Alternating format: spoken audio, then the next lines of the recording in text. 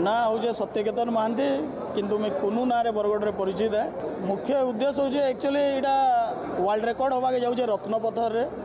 तो तार लगी गोटे वीडियोग्राफी स्टिल फोटोग्राफी दरकार पड़सी तो मुई ताके भाविली यहाँ गोटे एग्जिबिशन करदेसी। एग्जिबिशन कलापर ये जिनटा सब स्कूल कॉलेज रो पिला देखी पारे पब्लिक जानबार कथा आज काଣା अच्छे काणे ना अच्छे तो मितार उपरे गोटे मोर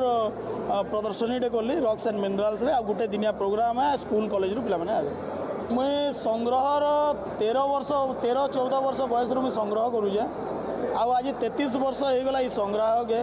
विभिन्न मोर 14टा विभाग अच्छे से भितर हो रत्नपथर हो गोटे विभाग आमे मोर पाखे 1100 रु अधिक रत्नपथर अच्छे आ पाखापाखि 1500 यूनिट अच्छे किंतु इनु आमे जेहेतु जगार अभाव किसी छोट छोट पथर अच्छे उल्कापिंड अच्छे जेन इनु डिस्प्ले करना हुए सुरक्षा दृष्टि आ विभिन्न